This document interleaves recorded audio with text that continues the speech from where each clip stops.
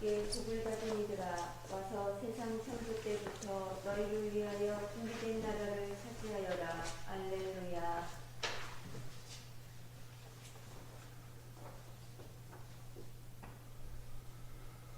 성부와 성자와 성령의 이름으로 아멘. 우리 주 예수 그리스도의 은총과 하나님의 사랑과 성령의 친교가 여러분 모두와 함께 또한 사제의 영과 함께 오늘 이 미사는 생미사로서 심재철 베드로 정대욱 임마누엘 가정 김유미 야고보를 위해서 생미사로 지어가지고 거행되고요. 또 고강숙 베드로 박진영 루카 박인노 김광엽 영혼들이 하느님의 품 안에서 평화의 안식을 얻을 수 있도록 지향을 가지고 연미사로 거행되도록 하겠습니다. 기도합시다. 하느님, 해마다 주님의 부활을 경축하며 기뻐하게 하시니 저희가 이 세상에서 지내는 축제로 영원한 파스카의 기쁨을 누리게 하소서. 성부와 성령과 함께 천주로서 영원히 살아계시며 다스리시는 성자 우리 주 예수 그리스도를 통하여 비나이다. 아멘. 사도행전의 말씀입니다. 그 무렵 베드로와 요한이 오후 3시 기도 시간에 성전으로 올라가는데 모태에서부터 불구자였던 사람 하나가 들려왔다. 성전에 들어가는 이들에게 자선을 청할 수 있도록 사람들이 그를 날마다 아름다운 문이라고 하는 성전문 곁에 들어다 놓았던 것이다. 그가 성전에 들어가려는 베드로와 요한을 보고 자선을 청하였다. 베드로는 요한과 함께 그를 유심히 바라보고 나서 우리를 보시오 하고 말하였다. 그가 무엇인가를 얻으리라고 기대하며 그들을 쳐다보는데 베드로가 말하였다. 나는 은도 금도 없습니다. 그러나 내가 가진 것을 당신에게 주겠습니다. 나자렛 사람 예수 그리스도의 이름으로 말합니다. 일어나 걸으시오. 그러면서 그의 오른손을 잡아 일으켰다. 그러자 그가 즉시 발과 발목이 튼튼해져서 벌떡 일어나 걸었다. 그리고 그들과 함께 성전으로 들어가면서 걷기도 하고 껑충껑충 뛰기도 하고 하느님을 찬미하기도 하였다. 온 백성은 그가 걷기도 하고 하느님을 찬미하기도 하는 것을 보고 또 그가 성전의 아름다운 문 곁에 앉아 자선을 청하던 사람이라는 것을 알고 그에게 일어난 일로 경탄하고 경악하였다. 주님의 말씀입니다. 하나님 감사합니다. 주님을 찾는 마음은 기뻐하여라. 주님을 찾는 마음은 기뻐하여라. 알렐루야. 할렐루야. 이날은 주님이 마련하신 날, 이날을 기뻐하며 즐거워하세. 알렐루야. 주님께서 여러분과 함께 또한 사제의 영과 함께 루카가 전한 거룩한 복음입니다. 주님 영광 받으소서. 주간 첫날 바로 그날 예수님의 제자들 가운데 두 사람이 예루살렘에서 예순 스타디온 떨어진 엠마오라는 마을로 가고 있었다. 그들은 그동안 일어난 모든 일에 관하여 서로 이야기하였다. 그렇게 이야기하고 토론하는데 바로 예수님께서 가까이 가시어 그들과 함께 걸으셨다. 그들은 눈이 가리어 그분을 알아보지 못하였다.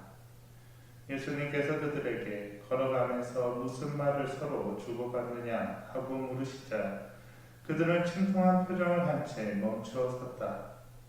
그들 가운데 한 사람 클레오파스라는 이가 예수님께 예루살렘에 머물러 쓰면서 이 며칠 동안 그곳에서 일어난 일을 혼자만 모른다는 말입니까? 하고 말하였다.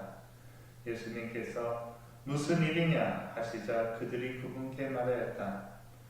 나자렛 사람 예수님에 관한 일입니다. 그분은 하나님과 온 백성 앞에서 행동과 말씀에 힘이 있는 예언자셨습니다. 그런데 우리의 수석 사제들과 지도자들이 그분을 넘겨 사형 선고를 받아 십자가에 못 박히시게 하였습니다. 우리는 그분이야말로 이스라엘을 해방하실 분이라고 기대하였습니다. 그 일이 일어난 지도 벌써 사흘째가 됩니다. 그런데 우리 가운데 몇몇 여자가 우리를 깜짝 놀라게 하였습니다. 그들이 새벽에 무덤으로 갔다가 그분의 시신을 찾지 못하고 돌아와서 하는 말이, 천사들의 가령까지 보았는데 그분께서 살아계시다고 천사들이 일러주더랍니다. 그래서 우리 동료 몇 사람이 무덤에 가서 보니 그 여자들이 말한 그대로였고 그분은 보지 못하였습니다. 그때 예수님께서 그들에게 이르셨다. 아, 어리석은 자들아, 예언자들이 말한 모든 것을 믿는데 마음이 어찌 이리 굼뜨냐. 그리스도는 그러한 고난을 겪어서 자기의 영광 속에 들어가야 하는 것이 아니냐. 그리고 이어서 모세와 모든 예언자들로부터 시작하여 성경 전체에 걸쳐 당신에 관한 기록들을 그들에게 설명해 주셨다. 그들이 찾아가던 마을에 가까이 이르렀을 때 예수님께서는 더 멀리 가려고 하시는 듯하였다. 그러자 그들은 저희와 함께 누우십시오. 저녁 때가 되어가고 날도 이미 저물었습니다. 하며 그분을 붙들었다. 그래서 예수님께서는 그들과 함께 묵으시려고 그 집에 들어가셨다. 그들과 함께 식탁에 앉으셨을 때 예수님께서는 빵을 들고 찬미를 드리신 다음 그것을 떼어 그들에게 나누어 주셨다. 그러자 그들의 눈이 열려 예수님을 알아보았다. 그러나 그분께서는 그들에게서 사라지셨다. 그들은 서로 말하였다. 길에서 우리에게 말씀하실 때나 성경을 풀이해 주실 때 속에서 우리 마음이 타오르지 않았던가. 그들이 곧바로 일어나 예루살렘으로 돌아가 보니 11 제자와 동료들이 모여 정녕 주님께서 되살아나시어 시몬에게 나타나셨다 하고 말하고 있었다. 그들도 길에서 겪은 일과 빵을 떼실 때 그분을 알아보게 된 일을 이야기해 주었다. 주님의 말씀입니다. 그리스도님 찬미합니다.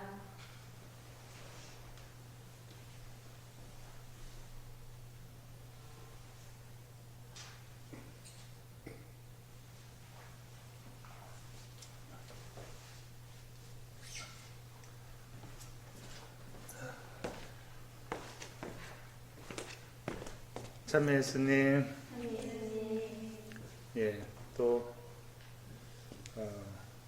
카메라 앞에 섰습니다. 다들 부활 잘 보내고 계시죠? 참 어제 미사 중에도 수녀님께 말씀드렸는데 이게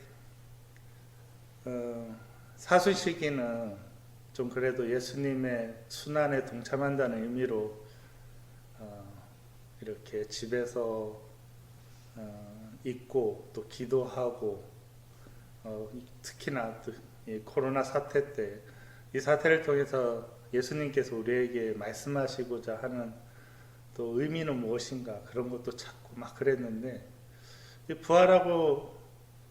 부활절 지나고 나서 이 기쁜 소식을 나가서 전해야 되고 또 이 기쁜 소식을 나누어야 되는데 여전히 우리는 코로나 사태 안에서 또 집에서 기도하고 이 기쁨도 이제 혼자 이렇게 묵상하고 또 다시 한번 또 이 부활을 통해서 또 예수님께서 우리에게 또 무엇을 말해 주시려고 또 아직까지 이렇게 우리를 집 안에만 붙들어 주실까 그런 생각이 또 들어요. 그래서 그런지 이 부활이라는 그 단어에서 오는 느낌 때문인지 또 사순이랑은 다르게 자꾸 바깥으로 나가고 싶어져요. 거기다 날씨도 좋고 이제 벚꽃도 만개 한 개 지났죠. 이제는 막 이렇게 비처럼 막 벚꽃잎이 떨어지더라고요. 거기에다 또 오늘은 또 선거날이고 또 아마 많은 분들이 사전 투표하신 분들도 계시지만 또 오늘 또 마스크 또 챙겨가지고 바깥으로 나가서 또 투표하고 계실 것 같아요. 이 모든 상황들이 참 낯설게 느껴집니다. 사실. 그렇지만 오늘 복음에서 나오는 예수님 제자들처럼 엠마오로 가는 두 제자들은 당시 다른 예수님 제자들처럼 공포 속에서 휩싸여 살았을 거예요. 자신들이 믿고 따르고 또 예루살렘을 해방해 주실 그런 분이라고 굳게 믿고 있었는데 정말 치욕적으로 십자가상에서 죽음을 맞이하시고 많은 제자들은 다락방에 숨어서 문을 걸어 잠그고 바깥으로 나가질 않잖아요. 괜히 저 사람 예수님하고 돌아다니는 거 봤는데 그럼 쟤도 잡아서 돌로 쳐 죽이자, 아니면 쟤도 재판에 넘겨서 사형시키자. 많은 군중 심리들을 그랬을 것 같아요. 그리고 아마 그 사람들도 봤을 거예요. 빌라도 앞에 예수님을 데려갔을 때 많은 대부분의 군중들이 십자가형에 처하라고 하는 그 함성, 우리에게는 나쁜 함성이었죠. 그들에게는 정말 즐거운 함성이었어요. 이스라엘 시민들한테는 즐거운 함성이었을 수 있겠지만 그리스도를 믿는 많은 제자들에게는 아마 그런 함성들이 공포스럽게 다가왔을 거예요.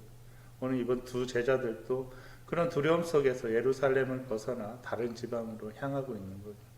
하지만 예수님의 부활 체험을 하고 나서는 그들은 기뻐하며 예수님께서 부활하셨다는 것을 바로 알리기 위해서 가던 길을 멈추고 예루살렘으로 돌아가 그 소식을 다른 제자들에게 알려주고 있습니다.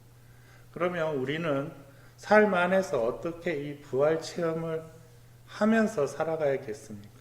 또 어떻게 해야 이 부활 체험을 할 수 있을까요? 오늘 복음에서 예수님께서 세 가지 방법으로 알려주시는 거예요. 먼저 만남을 통해서 예수님께서 직접 제자들에게 다가가서, 비록 제자들이 그런 공포감에 휩싸여서 예수님을 알아보지 못했지만, 야, 너 나 안 알아봐? 너 나야 예수야. 왜 나를 못 알아보는 거야? 너 너네들 그렇게 같이 살았는데 못 알아보는 거야? 이렇게 말씀하지 않으시고 차근차근 하면서 계속 이렇게 친근하게 다가셨어요. 왜? 무슨 일이 있었는데 예루살렘에서. 심지어 제자들이 당신은 그런 것도 몰라요? 이렇게 반문했을 때도 자세하게 얘기해 주세요 이러면서 다가갔어요. 그리고 두 번째는 또 그런 당신을 몰라봤던 제자들에게 아쉽다라는 표현보다는 성경 말씀을 통해서 당신에 관한 예언자들의, 모세로부터 이어져 왔던 예언자들의 말씀을 잘 풀이해 주십니다. 성경을 통해서. 그리고 마지막으로 또 성찬례 빵을 떼어 나누어 주실 때 마침내 제자들은 예수님을 알아보고 또 부활 체험을 하고 이 마음이 180도로 달라지게 되는 것이죠. 우리도 교회 안에서 이웃과의 만남을 통해서 또 성경 공부를 통해서 또 전례 안에서 예수님을 항상 만날 수 있는 겁니다. 사실 우리가 이런 코로나 사태에 집안에만 있는데 무슨 이웃 만남을 통해서 예수님을 만날 수 있습니까? 라고 반문을 하고, 어떻게 우리가 이런 상황에서 부활 체험을 할 수 있겠습니까? 라고 또 물어볼 수도 있지만, 예수님께서 여러 가지 방법을 주신 거예요. 너가 사람들 안에서만 예수님을 만날 수 있는 게 아니라 정말 우리 신자분들 이렇게 성당에 정말 부활의 기쁨으로 성당에 나와서 전례에 참석하고 사람들과 함께 뭔가를 할 수 있는 이 시기에 정말 이웃을 위해서, 나로 인해서 다른 사람들에게 코로나 피해가 가지 않기 위해서 집에서 이렇게 코로나 사태를 방지하는 그런 것도 하나의 희생이, 이웃을 위한 희생이고, 또 이런 방송, 평화방송이나 인터넷 매체들을 통해서 교황님의 말씀이나 여러 추경님, 주교님들의 또 미사 이런 거 같이 보면서 또 성경 공부를 하면서 기도를 통해서 항상 예수님을 만날 수 있는 거예요. 부활하신 예수님. 사실 그래요. 저는 아까 이렇게 곰곰이 생각하면서 이런 것도 하나의 희생이라고 표현하지만 이런 것도 하나의 용기인 것 같아요. 막시밀리안 꼴베 신부님께서 누군가를 위해서, 나치 수용소에서 누군가를 위해서 대신 이렇게 내가 대신 죽겠다라고 했을 때 그런 용기가 없으면 그런 걸 못하는 거예요. 저도 막 바깥에 이렇게 나가면 막 벚꽃 구경하는 사람들 뭐 또 뉴스에서 막 그런 거 많이 나오잖아요. 아, 나도 저 안에 있고 싶다. 나도 저렇게 나가고 싶다. 막 하지만 정말 이웃을 생각하는 그런 희생과 용기가 없다면 정말 우리 이렇게 미사 전례도 그냥 평소처럼 이렇게 하면 될 거예요. 우리가 이웃을 생각 안 하고 그냥 우리 가톨릭 교회만 생각하고 이러면 이렇게 기쁜 날 예수님과 함께 즐겨야지 왜 우리가 방구석에 앉아서 이렇게 TV나 인터넷 매체를 통해서 예수님을 찬양해야 됩니까? 하지만 우리는 다른 길을 택했어요. 정말 이렇게 기쁜 시기에도 불구하고 우리는 예수님의 사랑을 정말 이웃들에게 실천해야 합니다라고 우리는 주교님들께서 결정을 하셔서 우리는 이렇게 정말 성당도 미사 공식적으로 안 하고 저희가 이렇게 동영상을 통해서 신자분들께 인사드리고 그래도 항상 수녀님들과 함께 미사는 항상 저희가 하고 있는 거예요. 신자분들 정말 어떻게 보면 참 특이한 경우인 것 같아요. 이 시기 각자 안에서 가정 안에서 기도와 희생 그리고 성경 공부를 통해서 부활하신 예수님을 체험하시고 그 기쁜 마음으로 이 코로나 사태 잘 이겨나가시기를 저도 기도드리겠습니다.